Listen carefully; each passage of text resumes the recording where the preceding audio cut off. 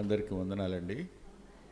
నాయనా క్రాంతి లోపలికి వచ్చేయండి. తమ్ముడు సుశాంత్ లోపలికి రా. చార్లెస్ గారు మీరు కూడా రండి.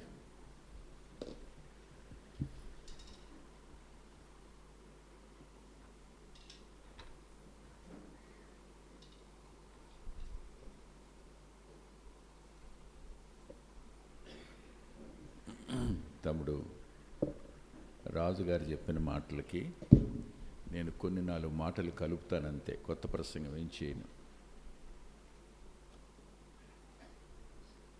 సంఖ్యాకాండం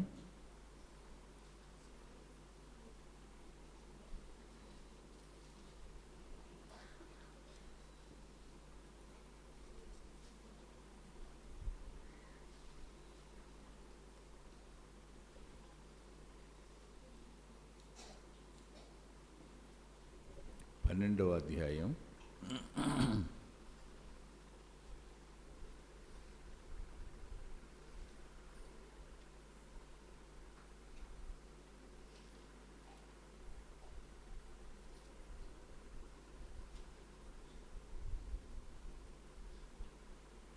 3వ వచనం.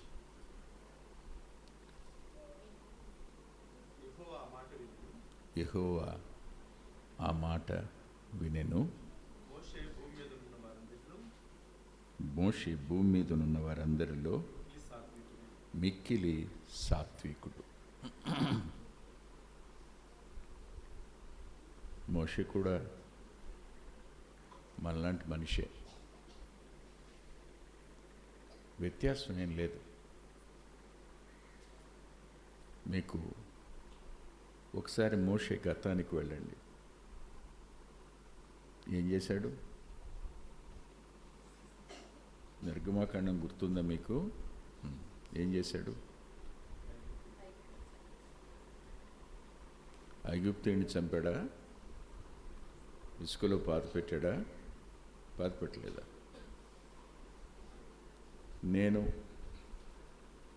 నేనెవరో వాళ్ళు గుర్తిస్తారు అని అనుకున్నాడా? అనుకోలేదా? నన్ను గుర్తిస్తారు అనుకుని చేశాడు. తట్టుకోలేకపోయినాడు. తన తోటి సోదరులకు అన్యాయం జరుగుతున్నట్టు తట్టుకోలేకపోయినాడు. మళ్ళాంటి మనిషే. ఇక్కడి నుంచి మనం ఒకసారి మత్తయి సువార్త దగ్గరికి పెడదాం రండి. 5వ అధ్యాయం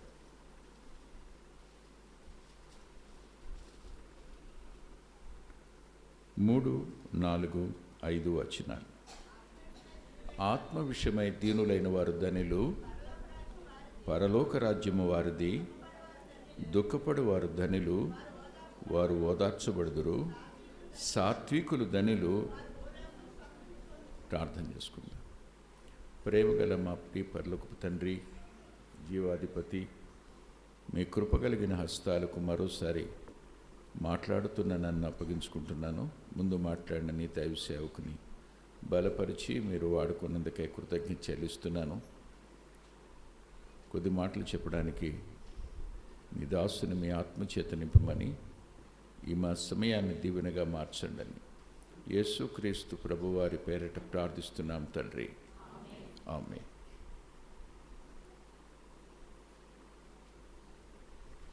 ఇక్కడ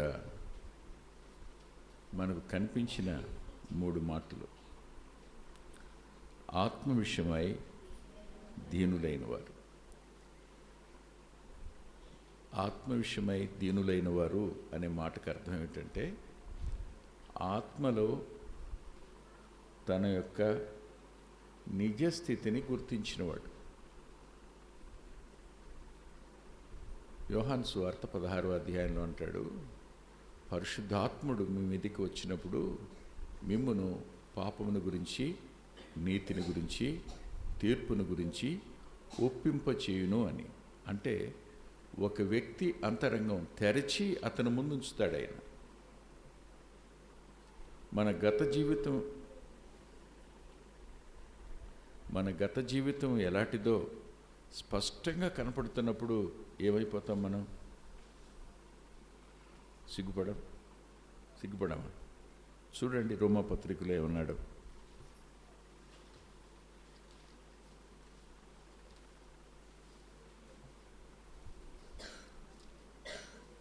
6వ అధ్యాయం 21వ వచనం. అప్పటి క్రియల వలన మీకేము ఫలము కలిగిను? అంతేగా. మన అంతరంగాన్ని మన కళ్ళ ముందుకు తెచ్చినప్పుడు మన ప్రక్కన ఉన్న వాళ్ళ గురించి మనం అనుకున్న మాటలు, వాళ్ళకి ఏదైనా నష్టం జరగాలని కోరుకున్న కోరికే, వాళ్ళు చచ్చిపోతే చూడాలనుకున్నటువంటి బాధ, వాళ్ళు తిట్టినప్పుడు, ఇవన్నీ మన కళ్ళ ముందుకు తీసుకుని వచ్చినప్పుడు మనం ఎలా ఉంటాం? మన నిజస్థితిని గుర్తిస్తాం కదా.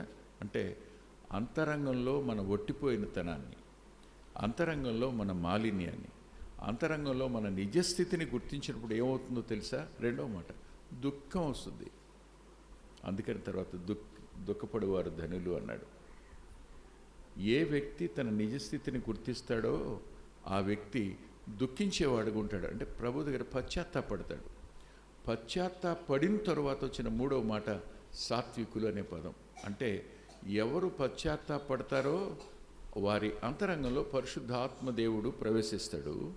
అప్పుడు అతనిలోకి ఒక నూతనమైన స్వభావం వస్తుంది. అది ఏ స్వభావం అంటే చెప్పండి. తిమోతికి రాసిన పత్రిక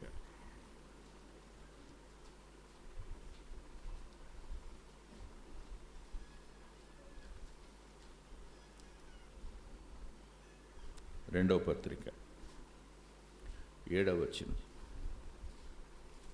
దేవుడు మనకు శక్తియు ప్రేమయు ఇంద్రియ నిగ్రహము గల ఆత్మని అనుగ్రహించెను. వినాలి ఇప్పుడు. సాత్వికం అనే మాటకు దీనత్వం అనే అర్థం ఉంది. సాత్వికం అనే మాటకు ఓర్చుకోవడం అనే అర్థం ఉంది. సాత్వికం అంటే ఏమి అంటున్నా దేవునికి అప్పగించుకోవడం అనే అర్థం కూడా ఉంది. అంతేకాదు, సాత్వికం అంటే భావోద్రేకాల ఆధీనంలోనికి మనం వెళ్ళిపోకుండా భావోద్రేకాలని మన ఆధీనంలో ఉంచుకోవడం. ఇంద్రియ నిగ్రహం అంటే కోపం వచ్చింది కానీ ఊరుకున్నానంటాడు ఆయన. అంటే ఏం చేశాడు? నిగ్రహించుకున్నాడు. భావోద్రేకాల ఆధీనంలోనికి మనం వెళ్ళిపోతే సాత్వికులం కాదు మనం కదా.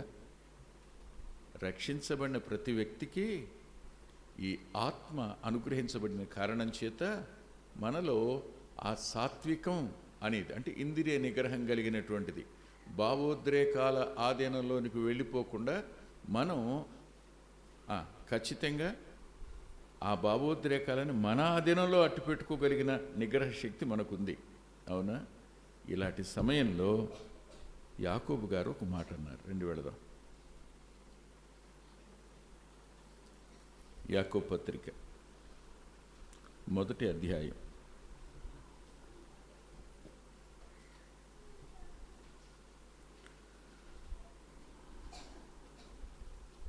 18వ వచనం. ఆయన తాను సృష్టించిన వాటిలో మనము ప్రథమ ఫలముగా ఉన్నట్లు సత్యవాక్యము వలన మనలను తన సంకల్ప ప్రకారము, ఇందాక చదివిన 2 మాటలు అర్థం ఇది. ఆత్మీయమైన దీనులు దుఃఖించేవారు ఉన్నారే, వారు ఆయన సంకల్ప ప్రకారం కనబడిన వాళ్ళు. దేవుడు కన్నాడు. తరువాత, నా ప్రియ సహోదరులారా, మీరీ సంగతి ఎరుగుదురు గనుక ప్రతి మనుష్యుడు వినుటకు వేగిరపడివాడును, మాట్లాడుటకు నిదానించువాడును, కోపించుటకు నిదానించువాడునై. అంటే పరిశుద్ధాత్మని అనుగ్రహించబడ్డాడు, అంత ఆయనే చూసుకుంటాడు కాదనమాట. మానవ బాధ్యత కూడా ఉందన్నమాట.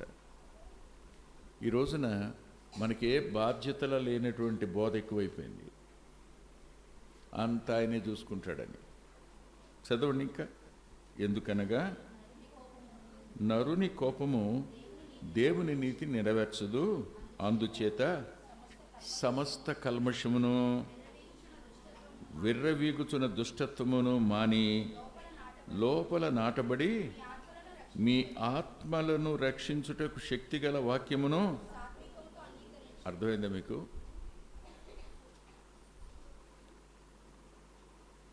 పై వాటిని విడిచిపెడితే వాక్యానికి లోబడతాం. విధేయత చూపించటం, సంపూర్ణ విధేయతకు సాత్వికం అనే పేరు కూడాను.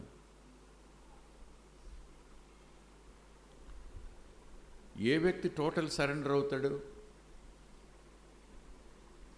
ఎంతో కొంత బతుకున్నోడు లోబడతాడా? చచ్చిపోయిన వాడిని తిట్టండి, నాన్న మాట్లాడండి, కర్ర పెట్టి కొట్టండి, ఏం చేస్తాడు? మీరేం మాట్లాడటల్లా, అర్థం కావట్లేదన్న భాష అర్థమవుతుందా? చచ్చిపోయినవాడు ఏం చేస్తాడు? వీటన్నిటిని విడిచిపెడితే మనం ఏమవుతాం? మనలో ఏమేమి లేవు చూడండి, ఏమి లేవో. వినుటకు వేగిరపడం, మాట్లాడడానికి నిదానించం, కోపించడానికి నిదానించం. అంత మాత్రమే కాదు, కల్మషం ఉంది, విర్రవిగుతున్న దుష్టత్వం ఉంది. అవునా? ఇవన్నీ విసర్జించవలసినవి. వీటిని అలవాటు చేసుకోవాల్సిన అవసరం మనకుంది. అప్పుడు వాక్యాన్ని సాత్వికంతో అంగీకరించే అవకాశం ఉంది. అంటే సాత్వికం అనేది ఎప్పుడొస్తుంది? వీటిని విడిచిపెట్టడానికి మనం ప్రయత్నం చేసినప్పుడు, లేకపోతే సాధ్యం కాదు. అంత రోషం ఉన్నవాడు, అంత పౌరుషం ఉన్నవాడు, తన ప్రజల బాధలను చూడలేనివాడు, వెళ్ళి ఒక వ్యక్తిని చంపేసినవాడు తరువాత దేవుని చేత సాత్వికుడు అని పిలువబడ్డాడు. సాత్వికుడిని పిలువబడ్డం మాత్రమే కాదు, భూలోకమంతటిలో సాత్వికుడు అన్నాడు. భూలోకమంతటిలో, ఇదేం చిన్న మాట ఏం కాదు, ఇది చాలా పెద్ద మాట. అంటే అంతటి దీనుడు లేడు, అంత తగ్గించుకున్నవాడు లేడు, అంత విధేయుడు లేడు, అంతగా అప్పగించుకున్నవాడు లేడు. అదేగా చెప్పిన మాట. కానీ మనలో ఇది కొంచెమన్నా ఉండుంటే ఎంత బాగుండేదో. అవునా? మరో మాట కూడా చూపించిన, ఏమనుకోవద్దు కానీ వచనాలు ఎక్కువ చూపిస్తున్నాను, ఫీల్ కాకండి. అదే యాకోబు పత్రిక 3వ అధ్యాయం 13వ వచనం. మీలో జ్ఞాన వివేకములు గలవాడెవడు?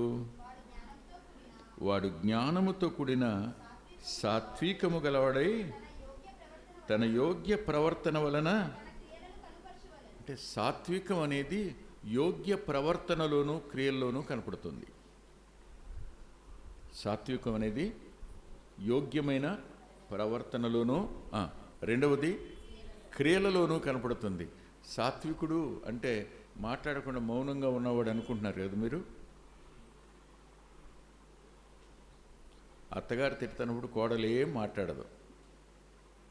ఎందుకని? రేపు పడక మీద పడిన తర్వాత చెప్తే నీ సంగతి అనుకుంటుంది. ఏమందో, ఏమనంటదా?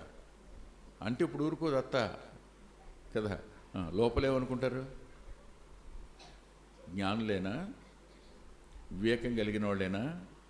ఇవాళ నువ్వు కోడలివి, ఆమె అత్త, రేపు నువ్వు అత్త అవుతావు, నీకు కోడలు వస్తుందిగా, నీకు అదే పరిస్థితి ఏర్పడుతుందిగా. ఏం విత్తుతాం ఆ పంటే కోసుకుంటాం కదా. జ్ఞాపకం పెట్టుకోండి, ఇక్కడ ఆయన అన్న మాట ఏమిటంటే, అబ్బాయి, మీ సాత్వికం అనేది యోగ్యమైన ప్రవర్తనలోనూ మీ క్రియలలోనూ కనిపిస్తుంది. అంటే మోషే యొక్క ప్రవర్తన, మోషే యొక్క క్రియలు స్పష్టంగా చూసిన దేవుడు ఇస్తున్న సాక్ష్యం ఇది. ఏమని? ఏం మాట్లాడుతున్నారు మీరు? జమ్ముపెట్టెలో నుంచి తెచ్చానని నువ్వా? అతనికి నోరుగా ఉన్నానని నువ్వా? ఇద్దరు నోరు పారేసుకుని ఏం మాట్లాడుతున్నారు అతని గురించి కదా. అంటే సాత్వికమైన వాడిని ముట్టుకుంటే దేవునికి ఎంత కోపం వస్తుందో గుర్తుపెట్టుకోండి. మనం ఏం చేయక్కర్లా, మన సాత్వికాన్ని కాపాడుకుంటే చాలు, మన దీనత్వాన్ని కాపాడుకుంటే చాలు, మన విధేయతని కాపాడుకుంటే చాలు. వేటిని విసర్జించాలో వాటిని విసర్జించటం అవసరం. మనం విసర్జించలేం. విసర్జిస్తారా? తిట్టుకోరుగా నన్ను. మీరు ఎక్కువ టైం ఎవరితో ఉంటున్నారు? అమ్మతోనా, నాన్నతోనా, సహవాసంతోనా, సెల్ ఫోన్తోనా? చెప్పండి, పర్లేదు. అమ్మతోనా, నాన్నతోనా, సహవాసంతోనా, సెల్ ఫోన్తోనా? దేంతో? అందరూ సెల్ ఫోన్లు ఉన్నాయి కదరా, ఉన్నాయా? ఎక్కువ టైం దేంతో గడుపుతున్నారు? సాయంకాలం కళ్ళు నొప్పులు ఎందుకు వస్తున్నాయి? తలనొప్పి ఎందుకు వస్తుంది? ఎందుకు? త్వరగా సైట్ ఎందుకు వస్తుంది? బ్రెయిన్లో పుళ్ళు ఎందుకు వస్తున్నాయి? ఈ మధ్యలో బ్రెయిన్ ఆపరేషన్స్ ఎందుకు ఎక్కువైనాయి? రేడియేషన్ వల్లేగా. దేంతో గడుపుతున్నావు? అరేరే, హాని చేసే వాటిని విసర్జించమని చెప్పడం తప్ప. చిన్న పిల్లల్లాగా సెల్ ఫోన్ తీసుకుంటే ఏడ్చినట్టు ఏడుస్తున్నారు కదా మీరు. కల్మషాన్ని వదిలిపెట్టండి అయ్యా. మీరు విర్రవీగేటువంటి దుష్టత్వాన్ని విడిచిపెట్టండి అయ్యా. మీరు అరే మాట్లాడడానికి నిదానించండి అయ్యా. వినటానికి వేగిరపడండి అయ్యా. కోపడకండి అయ్యా. ఎందుకు చెప్తున్నాడు ఇవన్నీ? సాత్వికుడైన వాడు దేవుడు అనుగ్రహించిన సాత్వికాన్ని కొనసాగించుకోవాల్సిన బాధ్యత నీది, నాది.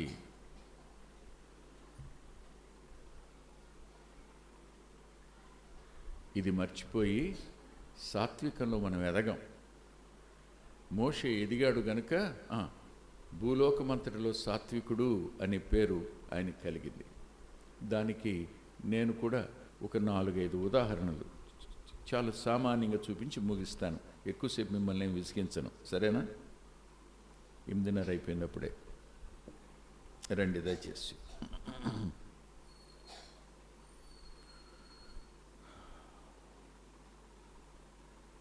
నిర్గమాకాండం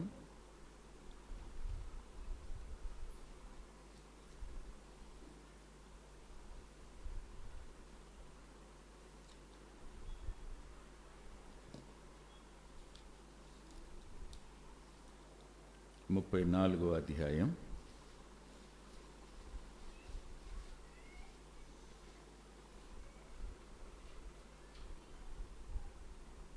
8-9 వచనాలు. అందుకు మోషే త్వరపడి నేల వరకు తల ఉంచుకుని నమస్కారం చేసి, యెహోవా,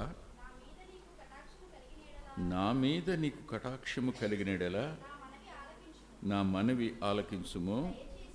దయచేసి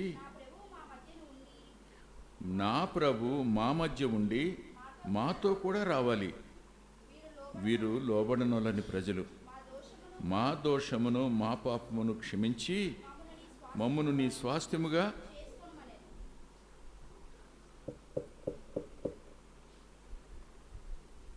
సాత్వికుడు కోరుకునే మొదటి లక్షణం ఏంటో తెలుసా?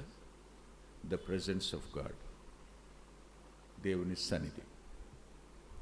మన అంతరంగాలని పరిశుద్ధంగా బలపరచడానికి కానీ, మన అంతరంగాలను ప్రేమతో నింపడానికి కానీ, మన అంతరంగాలు నిరీక్షణ గలివిగా ఉండడానికి కానీ, మనం నిబద్ధతగా బ్రతకడానికి కానీ కావాల్సింది ఏమిటంటే దేవుని సన్నిధి. ప్రభు అన్నాడు, నేను విడిచిపెట్టి వెళ్ళిపోతానన్నాడు. ప్రభువు ఇశ్రాయేలుని వదిలేస్తాను అన్నాడు. అప్పుడు ఏమన్నాడు ఆయన? నేల మీద సాష్టాంగపడి, లేదయ్యా, నువ్వు మాతో పాటు ఉండు, మమ్మల్ని వదిలిపెట్టి నువ్వు వెళ్ళొద్దు, నువ్వు వెళ్ళొద్దు, నువ్వు వెళ్ళొద్దు. ఎన్నడైనా దేవుని సన్నిధి కోసమైనా ఆకలి కానీ దప్పిక కానీ మనకున్నాయా? వాక్యం చదివేటప్పుడు దేవుని సన్నిధి ఉందేమో అనుభవిస్తున్నారా? ప్రార్థించేటప్పుడు దేవుని సన్నిధి ఉందేమో ఆలోచిస్తున్నారా? వాక్యం వినేటప్పుడు దేవుని సన్నిధి ఉందా లేదని ఆలోచిస్తున్నారా?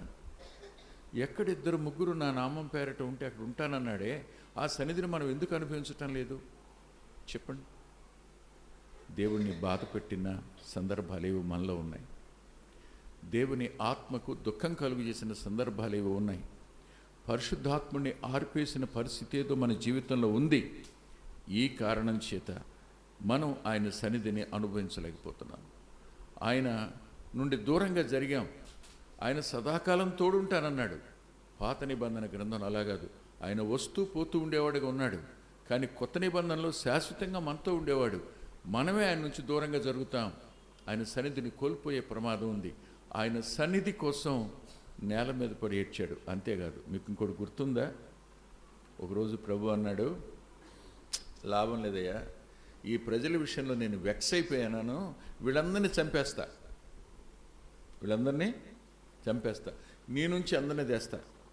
అప్పుడు నోహు నుంచి తెచ్చానే, అలాగే నీ నుండి తెస్తా అని అంటే, అలా చేయొద్దు ప్రభువా, ఐగుప్తీయులు ఏమనుకుంటారు, వాళ్ళ దేవుడు బాహుబలం చేత బయటికి తెచ్చాడు కదా, ఇప్పుడు తీసుకెళ్ళడానికి శక్తి లేక వాళ్ళని చంపేశాడు అనుకుంటారయ్యా, అట్లా చేయొద్దు నాయన ఎవరైనా అంటారా?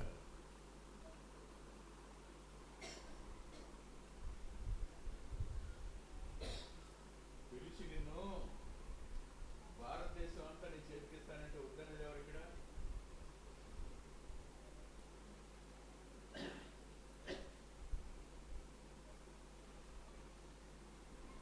అత్తగారు పిలిచి నగలు పెట్టిస్తానంటే వద్దనేది ఎవరు? చెప్పండి. అంతకంటే గొప్పది కదా ఇది. నీ కడుపులోంచి తెస్తాను సంతానాన్ని, వాళ్ళకి ఇస్తానన్నాడు. ప్రభు పాదాల మీద పడ్డాడు మోషే. సాత్వికునికి ఉండే లక్షణం ఏంటి చెప్పనా? ఇతరులు నష్టపోతే నేను లాభపడాలనే ఆశ సాత్వికులకు ఉండదు. దేవుని సన్నిధిని ప్రేమించడం, దేవుని సన్నిధి కోసం ఎదురు చూడడం, దేవుని సన్నిధి దొరక్కపోతే కన్నీరు కార్చడం, బాధపడడం, బ్రతిమాలడం సాత్వికుడు చేస్తాడు. ఇందాక కారులో వస్తున్నప్పుడు ఓ మాట క్రాంతి అన్నాడు, అంత స్థాయికి వచ్చి మంచిగా బ్రతికిన వాళ్ళు చాలా అరుదుగా కనపడుతున్నారు కదా అంకుల్ అన్నాడు. వాస్తవమే. నేను బక్సింగ్ అన్న గురించి ఒక మాట చెప్తాను. ఆయన కూనూరు వెళ్ళారు. కూనూరులో ప్రార్థన చేసుకోవడం ఆయనకు అలవాటు. సేవ మధ్యలో నుంచి వారం 10 రోజులు వెళ్ళిపోయి అక్కడ ఉండిపోయి ఒక్కోసారి ఉపవాసం ఉండేవాడు, ఒక్కోసారి అక్కడే ఉండి బైబిల్ చదువుకుంటూ ప్రార్థన చేసుకుంటూ ఒంటరిగా దేవునితో గడపడం ఆయనకి చాలా ఇష్టం. అలా ఉన్నప్పుడు ఒకరోజు గడిచింది, 2 రోజులు గడిచినాయి, 3 రోజులు గడిచినాయి, వాక్యం చదువుతున్నాడు, ప్రభు మాట్లాడడంలా, దేవుని స్వరం లేఖనంలో వినపట్టల్లా. మోకరించాడు, దేవుని సన్నిధి లేదు. ఏంటో అర్థం కావట్లేదు, ఒకటే బాధపడుతున్నాడు. ఏం ప్రభువా, నేనేమైనా తప్పు చేశానా, నేను ఎవరినైనా బాధ పెట్టానా, నేను ఎవరినైనా దుఃఖపరిచానా, నన్ను బట్టి ఎవరైనా మనసులో వేదన పడ్డారా? ఏడుస్తూ ఉన్నాడు. పగలైపోయింది, రాత్రి అయింది, తెల్లవారింది, లేచి కూర్చుని నిద్రపోలా. అలా చూశాడు. చూస్తే బయట ఓ పెంటకుప్ప కనపడింది. మనం అంటాంగా, ఆ కుప్ప చూపించి, ప్రభువా, ఆయన టేబుల్ మీద ఇతర దేశాల నుంచి వచ్చిన ఇన్విటేషన్స్ ఇన్ని ఉన్నాయి, మా దేశం రండి వాక్యం చెప్పడానికి, మా దేశం రండి అని. ప్రభువా, ఇవేవి నాకొద్దు, నాకు కావలసింది నువ్వు, నీ సన్నిధి మాత్రమే. ప్రభువా, నీ సన్నిధి నువ్వు నాకు ఇస్తే బ్రతుక్కాలం ఆ పెంటకుప్ప మీద ఉండమన్నా ఉంటాను ప్రభువా నేను. సహోదరుడు బిల్లీ గ్రహాం గారు ఒక మాట అన్నాడు, దేవుని సన్నిధి మనతో లేనప్పుడు మనకి పిచ్చి కుక్కకి పెద్ద తేడా లేదన్నాడు. చెప్పండి, ఇప్పుడు దేవుని సన్నిధి కొరకైన తపన, దేవుని సన్నిధి లేకపోతే వచ్చే దుఃఖం ఎవరికంటే సాత్వికులకు మాత్రమే. మోషే సాత్వికుడు. ఈ సాత్వికం మనలో ఉందా? వినడానికి వేగిరపడే వ్యక్తి కాబట్టి కదా,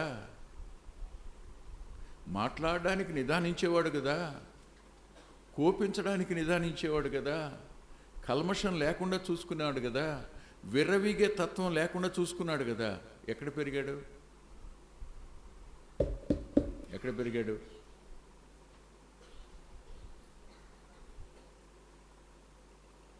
ఫరో ఇంట్లో పెరిగాడు, రాజకుమారుడిగా పెరిగాడు. 40 సంవత్సరాల కాలం. అది ఏ భోగం? అవునా? మరి ఎప్పుడైనా గుర్తు చేసుకున్నాడా? దాన్ని అతిశయంగా భావించాడా? విర్రవీగడానికి ఏమైనా ఇష్టపడ్డా? ఇష్టపడలా. చూడండి, హెబ్రీ పత్రిక 11 ఏమని రాస్తాడు?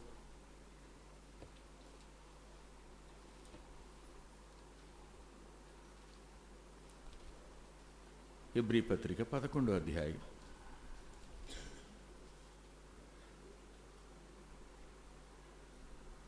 24-26 వచనాలు కలిసి ఉన్నాయి. మోషే పెద్దవాడైనప్పుడు విశ్వాసమును బట్టి ఐగుప్తు ధనము కంటే క్రీస్తు విషయమైన నింద గొప్ప భాగ్యమని ఎంచుకొని అల్పకాలము పాపభోగమును అనుభవించుట కంటే దేవుని ప్రజలతో శ్రమ అనుభవించుట మేలని యోచించి ఫరో కుమార్తె యొక్క కుమారుడని అనిపించుకున్నట్టుకు ఒప్పుకొనలేదు. ఏ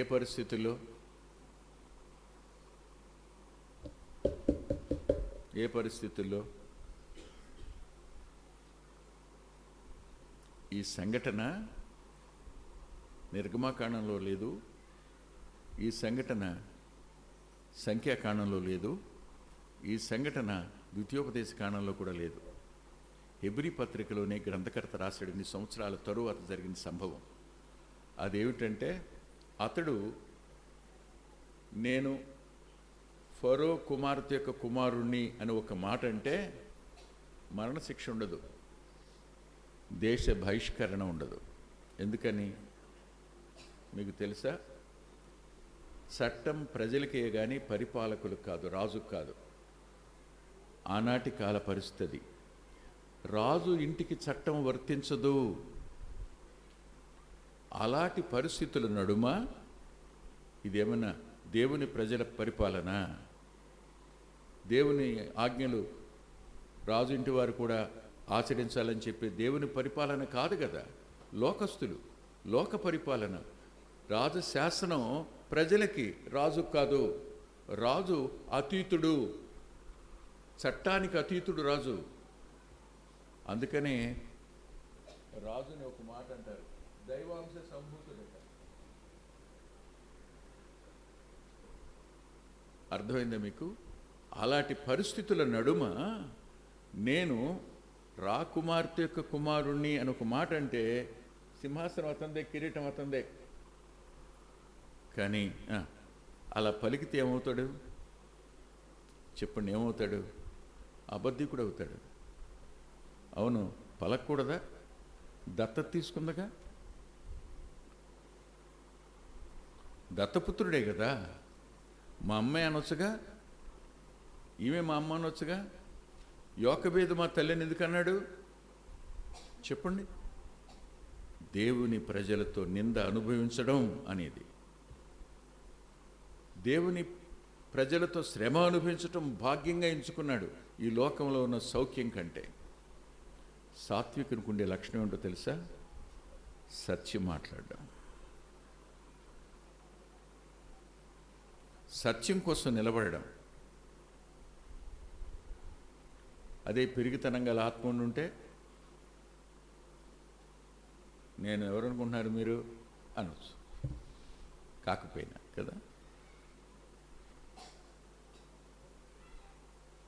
సరే, ఇంకొంచెం ముందుకు ఎడదాం రండి.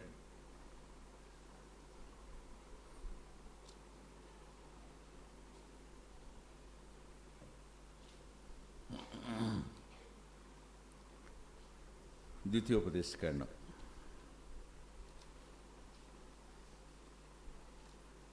9వ అధ్యాయం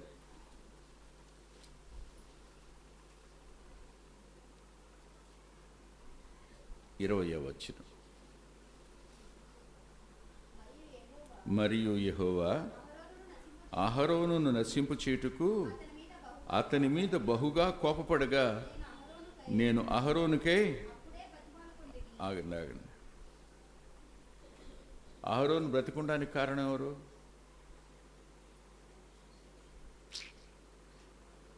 వీళ్ళందరినీ చంపేస్తాను అన్నప్పుడు అందులో మిరియాం కూడా వెళ్ళిపోదా? అంతేనా? అహరోను మీద ప్రత్యేకంగా కోపం వచ్చింది ఇప్పుడు ఈయనకి. ఎవరికి? దేవునికి. వచ్చినప్పుడు ఏం అబద్ధం ఆడాడయా? ఏంటిది? పైన చెప్తున్నాడు ఆయన, పైన ఆకాశం అందే కానీ, భూమి అందే కానీ, భూమి కింద ఉన్న నీడ అందే కానీ ఏ స్వరూపమైనా మీరు చేసుకోకూడదు, దానికి సాగిలపడకూడదు, దానికి బ్రొక్కకూడదని ఆయన చెప్తా ఉంటే కింద వీళ్ళందరూ వచ్చి అడిగారంటే, అయ్యా మా వెళ్ళిన మోషే ఏమైపోయాడు తెలీదు, 40 రోజులు అయిపోయింది, మా ముందు నడిచే దేవతను చేయవయ్యా అన్నాడట. అయితే మీ బంగారం అంతా పట్టుకురండి అన్నాడు. అక్కడ రాసింది, అతడు రూపమును తయారు చేసి పొగరుతో అందులో అతను పోసాడు, ఆ బంగారాన్ని కరగబెట్టి పోసాడు. పోస్తే అప్పుడు దూడయింది. ఏం చేసావు ఆరోన్ అంటే, ఏం లేదు, అది తీసుకుని అగ్నిలో వేసాను, దూడ తయారైంది. అవుతా ఆరోన్ చేసిన దాన్ని బట్టి దేవునికి మామూలు కోపం రాల. అహరోన్ని నాశనం చేస్తానన్నాడు. ఇప్పుడు ఇదే అహరోను ఇదే మిరియాము కలిసి 12వ అధ్యాయంలో ఆ వివాహ విషయం కానీ, లేదు మీతోనేనా మాతో మాట్లాడలేదా అన్నప్పుడు, ఆ రోజు నువ్వు చచ్చేవాడివి కదరా, నా వల్లే బతికేవన్నాడా? సాత్వికుడు దెప్పిపోడవడు. సాత్వికానికి తాను చేసిన మేలు చెప్పి ఎదటి వాడిని సిగ్గుపరిచే తత్వం ఉండదు. తన మేళ్ళు తన అంతరంగంలోనే ఉంటాయి. దేవునికి తనకు మాత్రమే. అవునా, మీరు చేసిన అవును ఇది క్రియ కాదా? ప్రతీకారాచ్య లేకపోవడం అనేది సాత్వికం యొక్క లక్షణం. మనలో ఇది ఉందా? ఇందా చెప్తున్నాడుగా తమ్ముడు, ఎవరైనా మనల్ని ఏదైనా అన్నారనుకోండి, అన్న తర్వాత చాలా కోపం వచ్చేసి పక్కనతో, అమ్మా దేవుడు చూస్తున్నాడుగా, నేనేంటో తెలుసు ఆయనకి, చూస్తూ ఉండండి మీరు. ఈలోగా వెళ్ళినోడు మోటార్ సైకిల్ మంచి కింద పడ్డాడు, కాలు ఇరిగింది. అబ్బా నువ్వేమంటావు? నేను అన్నాను కదా సిస్టరు, దేవుడు ఊరుకోడు నన్నంటే. అవునా? కాదు కాదు, అస్సలు మనం కాపాడినా తిరిగి వాళ్ళు మనకి విరోధులైనా వాళ్ళని ఒక్క మాట కూడా అనకుండా అనడానికి అవకాశం ఉంది. ఆ రోజున కొండ దిగి వచ్చిన తర్వాత దేవుడు నిన్ను చంపేస్తానన్నాడు, నేనేనయ్యా నీ కోసం బతిలాడాను, ఇవాళ నువ్వు నా మీద తిరగబడతావని అన్నతో ఒక మాటంలా. అన్న స్థానం ప్రధాన యాజకత్వం, అతని స్థానానికి ఇచ్చిన గౌరవం. సొంత అన్నయ్య అయినా అతనికి ఇచ్చిన గౌరవం ఉందే, అందులో సాత్వికం ఉంది. విచిత్రం చెప్పనా, ఎందుకు అహరోను అభిషేకించింది ఎవరు? మోషేగాడా? నేను అభిషేకిస్తేనే కదా నీకు వచ్చింది అనాలిగా. నేనే కదా నీకు నేర్పాను చేయవలసిన పనులన్నీ,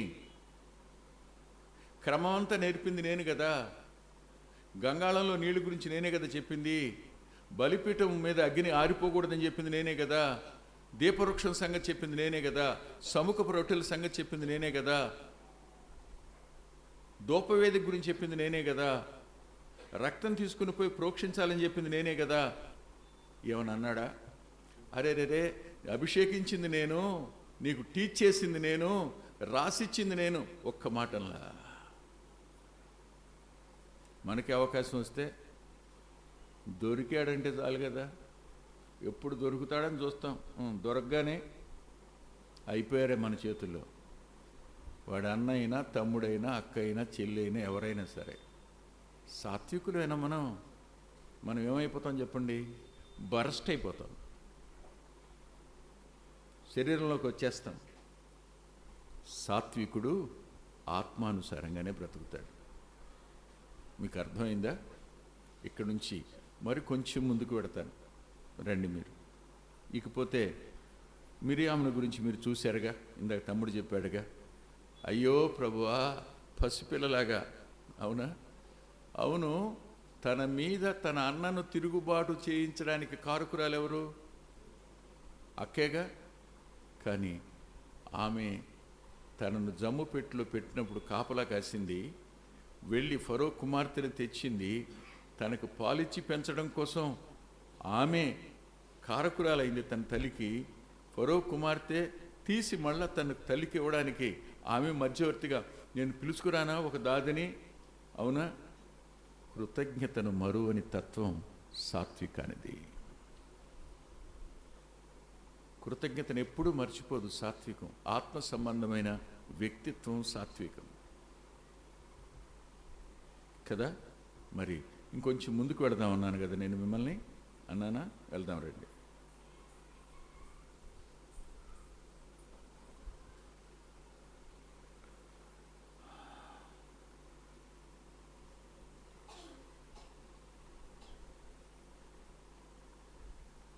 సంఖ్యాకాండం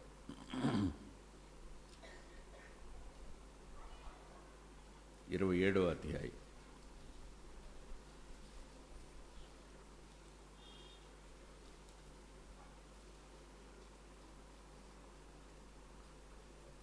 పదిహేనవ వచనం చదువుకుందాం. అప్పుడు మోషే యెహోవాతో ఇట్లనెను, యెహోవా, సమస్త మానవుల ఆత్మలకు దేవా యెహోవా, సమాజము కాపరిలేని గొర్రెలుగా ఉండకుండానట్లు ఈ సమాజం మీద ఒకని నియమించుము. అతడు వారి ఎదుట వచ్చుచూ పోవుచూ నుండి వారికి నాయకుడుగా ఉండుటకు సమర్థుడై ఉండవలెను.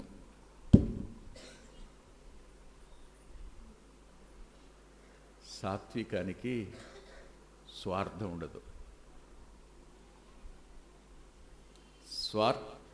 సాత్వికుడు ఎప్పుడు స్వార్థపరుడు కాడు. చచ్చే వరకు నేనే నాయకుడిని, నేను బ్రతికుండగానే వీళ్ళు కాపరి లేని గొర్రెలు కాకుండా ఉండడానికి నా వెనక ఒక నాయకత్వాన్ని నియమించయ్యా. నాకు మళ్ళీ బక్సింగ్ అన్న జ్ఞాపకం వచ్చాడు. ఆయన నాకు విగ్రహం కాదు, is a model, role model. Amritaraju brother చచ్చిపోయినప్పుడు నేను హెబ్రోన్కి వెళ్ళాను. బక్సింగ్ అన్న కూర్చున్నాడు. Used to cry. ఎందుకంటే అతను అవుతాడు తన తర్వాత అనుకున్నాడు ఆయన. వెల్లూరులో నోయల్ బరో బ్రదర్ ఉండేవాడు. ఆయన చచ్చిపోయినప్పుడు కూడా ఏడ్చాడంట, నోయల్ బరో నువ్వు కూడా వెళ్ళిపోయావని. తన వెనక ఎవరైనా ఒక నాయకత్వం ఉండాలి అనేది నాయకుడు కోరుకుంటాడు. అంటే తానే కాదు, తన వెనక ఒక వారసుడు ఉండాలి అనేది ఒక సాత్వికుని మనసు. అది తనతో ముగిసిపోవాలనుకోడు. క్షమిస్తారా, నేను పోల్చకూడదు అని పోలుస్తున్నాను.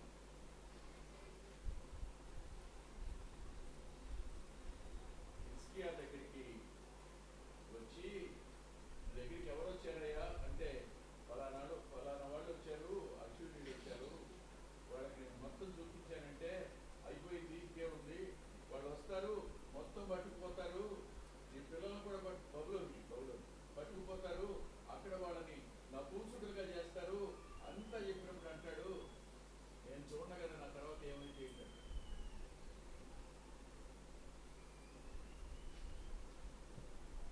మంచి వ్యక్తే. తన మరణం వచ్చినప్పుడు 15 ఏళ్ల కోసం ఏడ్చాడే, కానీ తన తరువాత తన పిల్లల కోసం ఏడవలా. తన ప్రజల కోసం, వాళ్ళ క్షేమం కోసం దుఃఖపడేటువంటి వ్యక్తిత్వం సాత్వికాంది. ఇవి ఉన్నాయా మనలో? నా వరకే, నేనే, ఇంకా తర్వాత ఇంకెవరు అక్కర్లా.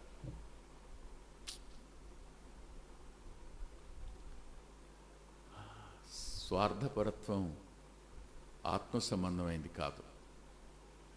సరేనా? మరి ముగించుకుందామా? టైం 9 వచ్చింది.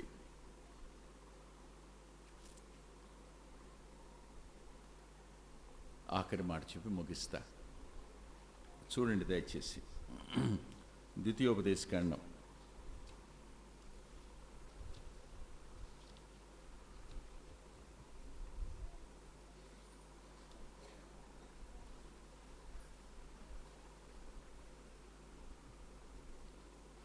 3వ అధ్యాయం.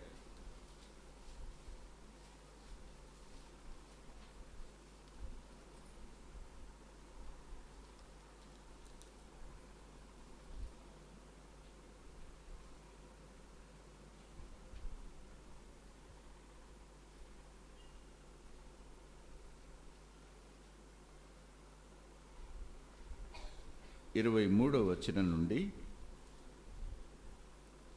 26వ వచనం వరకున్న వాక్యాన్ని మనం అందరం కలిసి చదువుకుందాం. మరియు ఆ కాలమున నేను యెహోవా ప్రభువా, నీ మహిమను నీ బాహుబలమును నీ దాసునికి కనపరచు మొదలుపెట్టి ఉన్నావు. ఆకాశమందే గాని భూమి ఎందే గాని నీవు క్రియలను చేయగల దేవుడెవడు? నీవు పరాక్రమమును చూపగల దేవుడెవడు? నేను అద్దరికి వెళ్ళి యోర్దాను అవతలున్న ఈ మంచి దేశమును మంచి మన్యమును ఆ లెబానోనును చూచినట్లు దయచేయమని నేను యెహోవాను బ్రతిమాలుకొనగా, యెహోవా మిమ్మును బట్టి నా మీద కోప్పడి నా మనవి వినకపోయాను. మరియు యెహోవా నాతో ఇట్లను, చాలునో, ఇక ఈ సంగతి గురించి నాతో మాట్లాడు.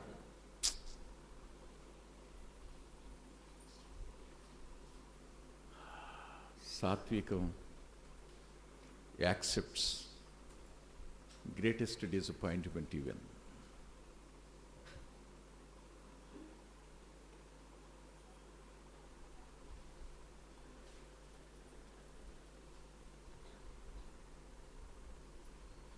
ఆరాధించాడు.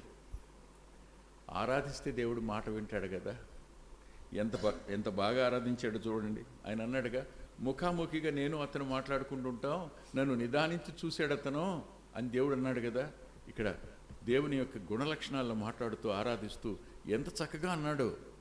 అసలు దేవునితో మాట్లాడిన తీరు ఆశ్చర్యం. ఏమన్నాడు చెప్పండి? నీ మహిమ నీ బాహుబలం నీ దాసునికి కనపరచ మొదలుపెట్టావు. అంటే ఎప్పుడురా? In his last days. ఇప్పటి వరకు చూసిందంతా మొదలే.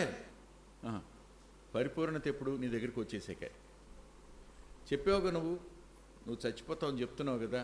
కాబట్టి ఒక్కసారి యోర్దాన్ దాటుతాను, వెళతాను, ఆ మన్యాను చూస్తాను, ఆ లెబానోను కూడా చూస్తా. ఒక్కసారి ప్రభువా, just permit me to cross the Jordan.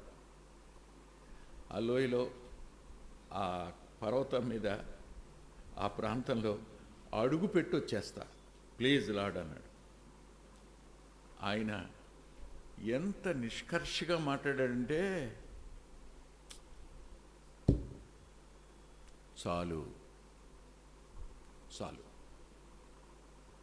ఇంకా నువ్వు ఆ మాట ఎత్తొద్దు. ఎవరిని బట్టి? తనను బట్టి కాదు. ఎవరిని బట్టి? పైన అన్నాడు చూడండి, మిమ్మును బట్టి నా మీద కోప్పడి. అంతేగాని మోషే వల్ల కాదు.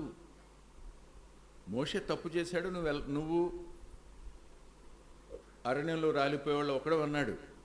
కానీ కృపగల దేవుడు కదా, అత్యంత కృపగలిగిన వాడిని 33వ అధ్యాయంలో చెప్తాడు కదా. దాన్ని ఆధారం చేసుకుని బ్రతిమాలతో ఒక్కడుగు పెట్టి వచ్చేస్తాను, నేను ఇక్కడ చచ్చిపోవడానికి రెడీ, నేను మాట్లాడొద్దు నోరుమయ్యి అంటే. ఇతరులను బట్టి దేవునికి నా మీద కోపం వచ్చినా ఆయన మాట్లాడొద్దు అంటే ఎస్ లార్డ్ అని అనగలగడం సాత్వికం. మన ఆశ నిరాశ అయినా ఆయన చిత్తానికి లోబడగలిగిన తత్వం సాత్వికం. ఇప్పుడు మీరే మాట్లాడండి. ఆయన ఇలా అన్నాడు. ఇంతకు ఎవరు సాత్వికులు? ఎవరు ఆత్మవిషయమై దీనిలో అయ్యారో, ఎవరు దుఃఖపడ్డారో పశ్చాత్తపడి వారు సాత్వికులు. వారు రేపేం కాబోతున్నారు? భూలోకాన్ని స్వతంత్రించుకోబోతున్నారు అన్నాడు. భూమి మీద అత్యున్నతమైన సాత్వికం ఎవరిది? దేవుందే. ఆయన అన్నాడు, నేను సాత్వికుడను దీన మనసు గలవాడిని గనుక ఏం చేయాలి? ఏంట్రా? మీ మీద నా కాడి ఎత్తుకుని నా వద్ద.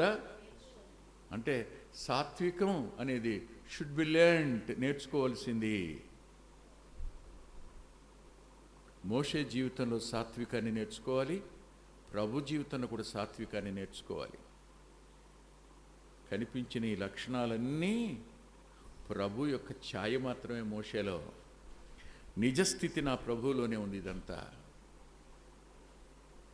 లేకపోతే మన కోసం శాపగ్రాహి అవ్వాల్సిన అవసరం ఏంటి ఆయనకి? మన కోసం పాపం కావలసిన అవసరం ఏంటి ఆయనకి? మన కోసం మరణించవలసిన అవసరం ఏంటి ఆయనకి? మన కోసం తండ్రి తన చేతిని విడిచిపెట్టేయాల్సిన అవసరం ఏంటి ఆయనకి? సాత్వికుడు ఆయన. ప్రాణాన్ని దారపోయడానికి కూడా ఇష్టపడేది సాత్వికం. దేవుని చిత్తం నెరవేర్చడమే సాత్వికానికి ఉన్న అత్యున్నతమైన లక్ష్యం. కానీ దేవుడు ఎంత గొప్పోడో తెలుసా? వద్దన్నాడుగా, అన్నాడా? అనలేదా? అన్నాడుగా. కానీ భూమి మీదకి రక్తమాంసాల్లో పాలువాడై వచ్చిన తర్వాత ఒకానొక రోజున రూపాంతర పర్వతం మీదకి వెళ్ళాడు. వెళ్ళినప్పుడు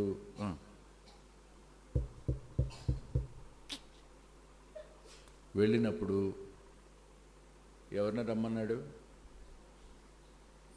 చెప్పండి, ఎవరిని రమ్మన్నాడు? మోషేని రమ్మన్నాడా? సాత్వికానికి నిర్వచనమైన ప్రభు ప్రక్కన భూలోకంలో సాత్వికుడు నిలబడ్డాడు. ఎవరిని రావద్దన్నాడో, ఎందుకు రావద్దన్నానో తెలుసా?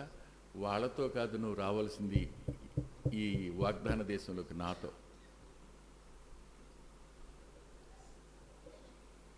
దా, ఒక రోజున నువ్వు నేను కలిసి నిలబడదాం.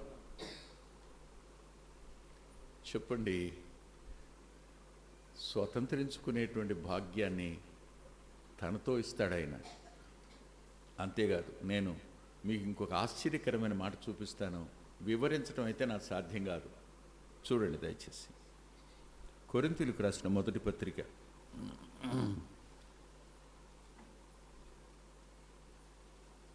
ఆయన మోషేని కనపరిచిన తీరు చూస్తే ఆశ్చర్యం కలక్క మానదు. కొరింథీయులకు రాసిన మొదటి పత్రిక 10వ అధ్యాయం మొదటి వచనం. సహోదరులారా, ఈ సంగతి మీకు తెలియకుండుట మాకిష్టం లేదు. అదేమనగా, మన పితరులందరూ మేఘము క్రింద నుండిరి, వారందరూ సముద్రములో నడిచిపోయారు. అందరూ మోషేను బట్టి మేఘములోను సముద్రములోను, ఎక్కడరా? మేఘములోను సముద్రములోను అంటూ అందరూ మోషేను బట్టి అని రాసాడా? పైన ఫుట్ నోట్లో ఏమని రాశాడు చూడండి.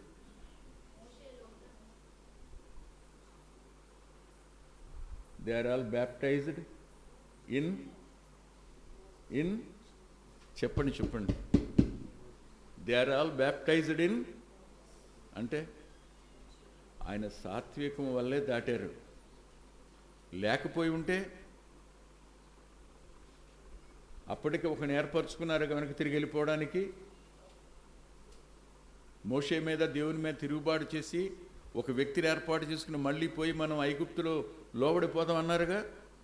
అప్పుడేగా మీరు నిలిచి చూడండి యెహోవా చేసే కార్యాలని దేవుని దగ్గర నుంచి సమాచారం తెచ్చి ఆపాడు కదా వాళ్ళని.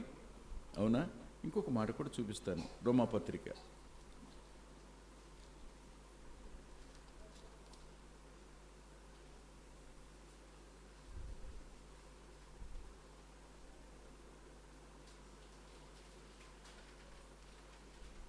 6వ అధ్యాయం 3వ వచనం. క్రీస్తు యేసులోనికి బాప్తిస్ము పొందిన మనమందరం.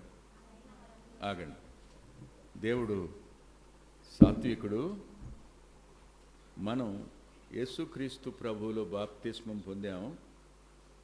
కానీ విమోచించబడిన వారు మోషేలో బాప్తిస్మం పొందారు అనంటే అతని సాత్వికం వల్లే బ్రతికారని. ఈయన సాత్వికం వల్లే మనం బ్రతికినట్టు సాత్వికులైన వారు తన జీవితాన్ని కలిగి ప్రకటిస్తే అనేకులను ప్రభు కోసం స్వతంత్రించుకునేవారుగా ఉంటారు. వారు కూడా ప్రభు మరణ పునరుద్ధరణాల్లో పాలు పొందేవారుగా ఉంటారు. అట్టి కృప ప్రభు మనందరికీ అనుగ్రహించునుగాక. ఆమేన్. ప్రార్థన